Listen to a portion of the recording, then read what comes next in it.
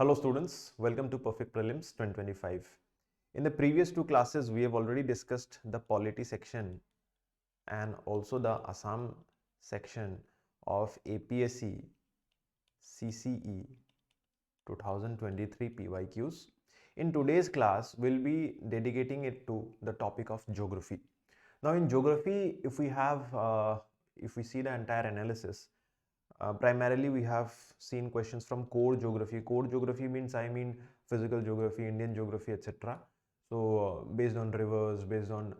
various kinds of important concepts, landforms, etc. Secondly, we have seen also some amount of environmental geography, some concepts which are related to environment also, and some concepts which are falling under the ambit of geography. And thirdly, we have also seen a lot of questions in this section, which is map based and places in news based. So এই তিনিটা সেকশনৰ বিষয় আমি আজি বিশেষভাৱে চাবলৈ গৈ আছো কি ধৰণৰ প্ৰশ্নৰ সন্মুখীন হ'ব পাৰো আগন্তুক দিনবোৰত যি ধৰণে আপোনালোকক মই প্ৰথম প্ৰশ্নটো দেখাইছো this is a geography core geography based question I would say climate based question climate or উপৰত আহিছে so you should know the entire Indian geography entire physical geography per se to answer such kind of questions so এবাৰ চেষ্টা কৰকচোন উত্তৰটো দিবলৈ comment section before I solve it for you which of the following names of the agroclimatic zones of Assam is or are not correct so primarily before answering this you should know what are the various agroclimatic zones jodi ami porha nai there are 6 agroclimatic zones of Assam thik ase so here you can see the green color represents the lower Brahmaputra valley this area then north bank plain zone you can see just east of the lower Brahmaputra valley zone then further we would see towards Nagaland northwards of Nagaland we get to see upper Brahmaputra valley zone then central Brahmaputra valley zone is somewhere down in Morigaon Nagaon districts and then hills area district is this area where we get to see North Kasar hills Karbi Anglong plateau all those things and then Barak valley zone jitu amar Kasar Korimganj ba Hailakandi all these areas jot ami ene dhornor eta climate dekhibole pao so based on this itia identify koribo dise je upper Brahmaputra valley north central I believe etu ami kotu dekha nai north central Brahmaputra valley amar tate nasile listut Barail zone as such buliu eko nai hill zone ase and upper Brahmaputra valley zone ase right so we have hill zone here in the dark blue color this area and jitu amar upper Brahmaputra valley light blue color we have to see that as well so yate question to etia bohude kintu 1 and 4 mark kori thoi ahibo pare 1 and 4 option to bar dia nai APSC halls kori tulise because AP is asking not correct incorrect option hodi ase so answer will be 2 and 3 right so 2 and 3 amar code ase option D ase so option to kintu D mark koribo lagibo not otherwise jodi aru tricky koribo khujile hoy APSC yate 1 only diatke 1 and 4 di dile আপোনালোকৰ মাজত বহুতো ছাত্ৰ ছাত্ৰী কি জানি এ mark কৰি থৈ আহিলে হয় এনেকুৱা ভুল নকৰিব গৈ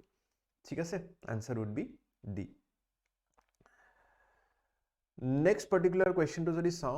this is a current affairs based question also Assam based question also mane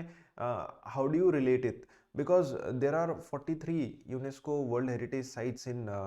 India presently aru recently a March mahote eta news ahisile apnaloke saisen nai najanu ছটা আৰু নতুন জায়গা এড কৰাৰ পদক্ষেপ চলাই আছে ভাৰত চৰকাৰে আৰু তাৰে লগতে you might have seen the 43rd যেটো সাইট হয় মানে সবতছে লেটেস্ট যেটো এড কৰা গৈছে 2024 বৰ্ষত ঠিক আছে সো যোৱা বছৰ আমি দেখা পালো কোনটো এড কৰা গৈছে অসমৰে চৰাইদেউ মৈদামক right so that way also this question is very much relevant so এনে ধৰণৰ প্ৰশ্নৰ আপোনালোক সন্মুখীন হ'ব গৈ পাৰে so 𝐤𝐨𝐬𝐷 National Park Manas National Park Nanda Devi and Great Himalayan National Park so overall আপোনালোকে জানিব লাগে these all national আমাৰ যিবিলাক world heritage sites আছে আমাৰ basically various categories of world heritage sites প্ৰদান কৰা হয় আৰু natural category যিকিটা world heritage sites প্ৰদান কৰা হয় সেইবোৰতে আমি দেখা পাও national park সমূহ সোমাই থাকে আমাৰ total 7টা I repeat total 7টা আমাৰ natural category world heritage site humai ase aru tare 6টাই hoise national park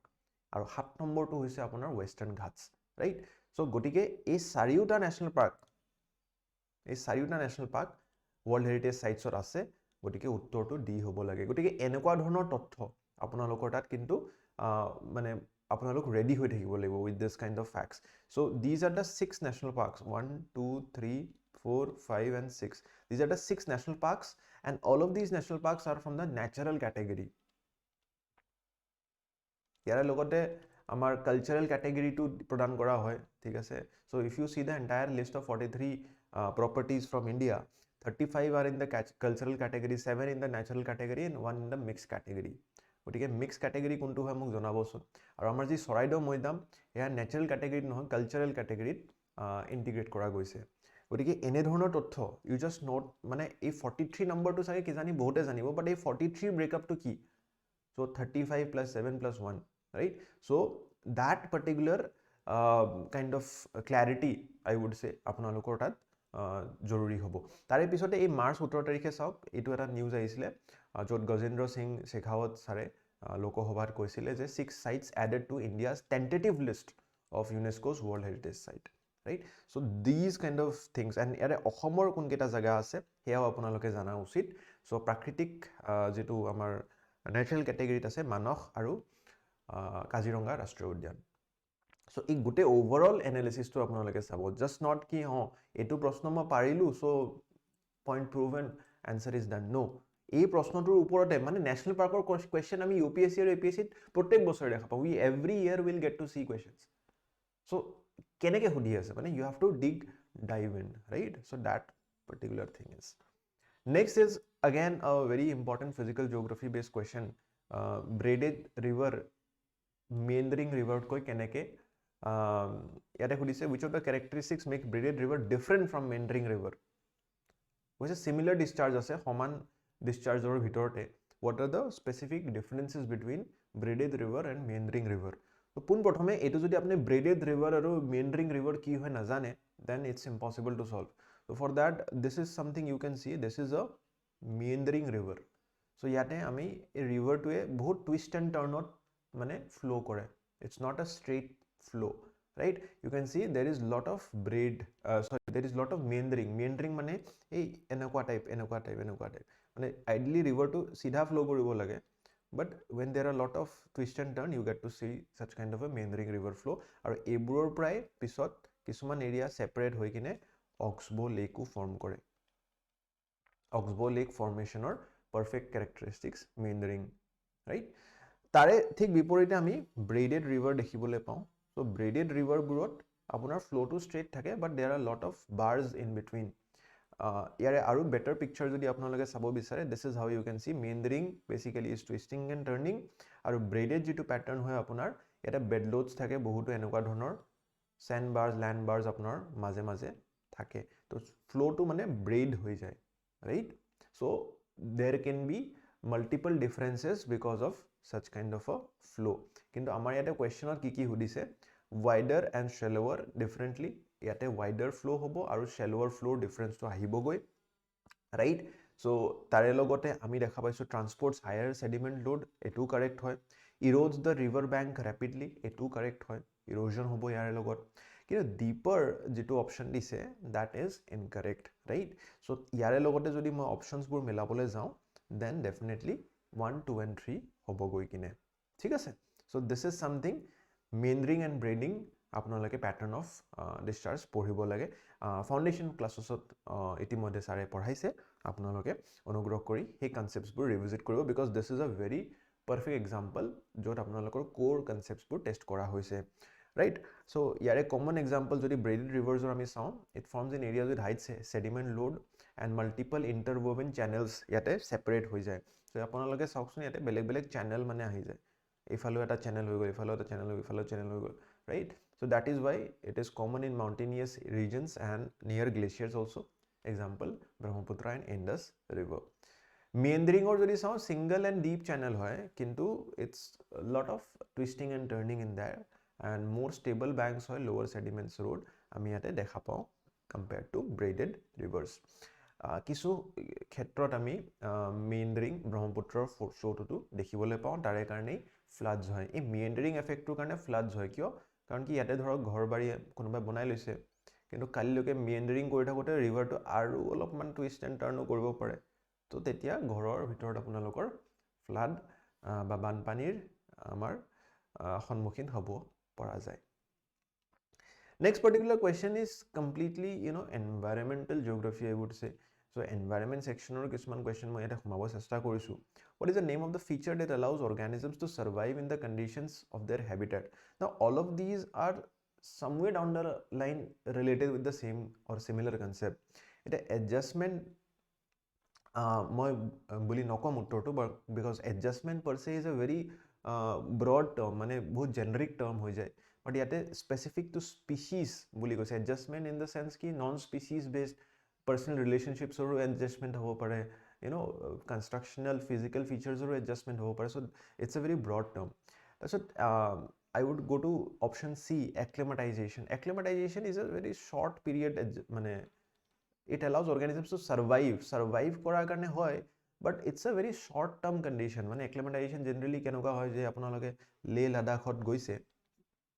ভ্ৰমণ কৰিবলৈ so it's in a very high altitude so আপুনি প্লেনছৰ পৰা যদি যায় ডাইৰেক্টলি মানে আপোনালোকে হিমালয়াজলৈ লৈ নাযায় হায়াৰ অল্টিটিউডলৈ লৈ নাযায় এটা খলপকৈ মানে ধৰক there are smaller mountains there are bigger mountains and there are even bigger mountains so আপুনি ইয়াৰ পৰা ইয়ালৈকে ডাইৰেক্ট এটা দিনতে ভ্ৰমণ কৰিব নোৱাৰেগৈ you will die ঠিক আছে you have to take smaller steps here you have to stay 1 or 2 nights and then you have to adjust your lungs and heart as per the level of oxygen level degrade kore to our adaptive variation this is basically again a very different concept this is regarding the species diversity mane eta species or within that kenuka dhৰণৰ diversity ami anu jate they can survive together so this kind of a feature so I would say adaptation is the most correct answer in this regard ঠিক আছে B হ'ব লাগে গৈ for example camels storing water fat in their humps is a camelor hump to থাকে বা polar bears have thick fur and fat layers ঠিক আছে so these kind of things basically will help you survive in this kind of adaptive environments physical behavioral and physiological যিবিলাক আমাৰ inherent characteristics আমি develop কৰো so that to survive and reproduce in that environment so B should be the correct answer বাকি কেটা কিয় নহয় মই হেয়াও আপোনালোকক বুজাবলৈ চেষ্টা কৰিছো next particular question is again a very specific map based question which tests your knowledge of history also and geography also so geography and history সংমিশ্ৰণ হৈ question to সোধা হৈছে ঘুগুহা দল পাথাৰু ঘাট শংখদেৱী archaeological site and বাদুলি খুৰুং so these places পাথৰু ঘাটটো মই I am sure কি আপোনালোকে হিষ্ট্ৰীত পঢ়িছে শংখদেৱীৰ ওপৰত এটা আৰ্টিকেল আছিল সেই সময়ছোৱাত বাদুলি খুৰুং আপোনালোকে যদি নগাঁও ফালে গৈছে অকমানো ফুৰি ভাল পায় then you should know ইয়াতে different kind of bat species আমি দেখিবলৈ পাইছিলো বাটছৰ আৰু সেই নামৰ পৰাই আমি দেখা পাইছো বাদুলি খুৰুং মানে bats ঠিক আছে তো বাদুলিৰ লগত জড়িত হৈ আছে various bat species আমি দেখিবলৈ পাইছিলো this is in Nagaon so এটাও যদি আপোনালোকে জানে then you can eliminate a lot of options for example D would be 3 so এটো আমি cancel কৰি দিব পাৰো এটো আমি cancel কৰি দিব পাৰো so two options can be cancelled out that way বাকি উত্তৰটো কওকচোন B and C ভিতৰত কি হ'ব লাগে পাথাৰু ঘাট আপোনালোকে পঢ়িছে ঠিক আছে so if you know পাথাৰু ঘাট and বাদুলি খুৰুং you can get to the correct answer right it's very easy ঠিক আছে পাথাৰু ঘাট আমি দেখা পাইছিলো it's a very famous peasant uprising in Dorong district so পাথাৰু ঘাট যদি আপোনালোকে দৰঙৰ লগত ইয়াতে match কৰি দিলে হয় so B would be 1 so answer to আপোনাৰ ইয়াতে match হৈ আছে ঠিক আছে B shall be your correct answer so Ghuguha দল যেটো হয় আপোনাৰ ধেমাজি জিলাত আমি দেখিবলৈ পাওঁ associated with Bamuni Konwar and his mother ঘুগুহি right তো তাৰে পৰাই নামাকৰণ এই ধৰণে কৰা হৈছে আহোম সকলৰ যদি ইতিহাস আপোনালোকে পঢ়িছে তাৰ লগতে যেটো 1894 ফাৰ্মাৰ আপৰাইজিং আছিল হেতু আপোনালোকে পঢ়িছে পাথৰু ঘাট uprising Rangia uprising all these things ঠিক আছে and তাৰে লগতে যেটো আমাৰ শংখদেৱী আৰ্কিঅলজিক্যাল সাইট তো হোজাই জিলাত আমাৰ অৱস্থিত and contains remnants of ancient temples and artifacts এটো শংখ দেৱী যি আমাৰ আৰ্কিঅলজিক্যাল সাইট আছে এবাৰ ৰিসেন্টলি কিছুমান আৰু আৰ্কিঅলজিক্যাল সাইটস নিউজত আহিছে টেম্পল ৰেমনেন্টছ আমি পাইছোঁ মই ৰিচেণ্টলি অসম বিশেষত পঢ়াইছোঁ আপোনালোকক যদি সেই এপিছডটো চোৱা নাই ৰবিবাৰৰ অসম বিশেষত যেনহ'লে নিশ্চিতৰূপে চাব য'ত আমি এটা জংঘা পাইছোঁ টেম্পলৰ ৰাইট নগাঁও জিলাৰ ৰামপুৰ টাউনৰ কাষত ঠিক আছে ৰামপুৰ টাউনশ্বিপৰ কাষত আমাৰ সেই জংঘা পোৱা গৈছে এনচিয়েণ্ট তাৰ লগতে বাদুলি খুৰুঙৰ কথা মই ক'লোৱে এটা কেভ সাইট হয় বেসিক্যালি ঠিক আছে খুৰুং মানে কেভ সাইট আপোনালোকে দেখা পাইছে য'ত বেলেগ বেলেগ ধৰণৰ ব্যাচ স্পিচিজ আছে বাদুলি আছে আৰু সেই বাদুলিবোৰৰ লগতে বহুতো লোকেল কাহিনীও জড়িত হৈ থাকে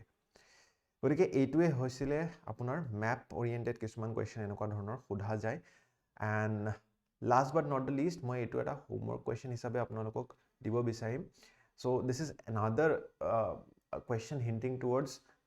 two things map based knowledge and environmental geography based knowledge so আপোনালোকে wildlife sanctuaries national parks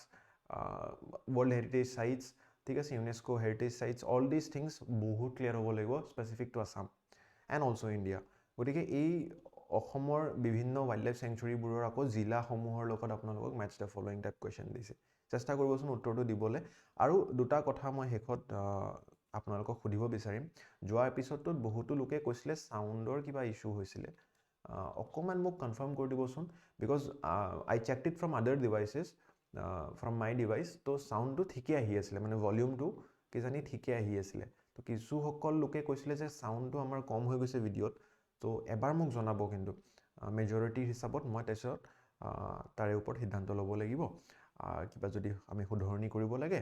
আৰু এইটো বস্তু জনাব আৰু বাকি উপকৃত হৈছে নাই সিৰিজটোৰ লগত জনাব যদি হৈছে ভিডিঅ'টো লাইক কৰিব আৰু চেনেলটো সাবস্ক্ৰাইব কৰিব অহাকালি আমি হিষ্ট্ৰী সেকশনৰ যিখিনি প্ৰশ্ন আছে সেইখিনি আপোনালোকৰ লগত ডিসকাস কৰিম এই পাৰফেক্ট প্ৰিলিমছত ঠিক আছে তো এই ধৰণে পঢ়ি থাকিব প্ৰিলিমছ আহি পৰিছে কিন্তু নাৰ্ভাছ নহব আমি আছো আৰু কিবাও যদি সহায় লাগে আমাক জনাব পাৰে will definitely help you with that thank you bye by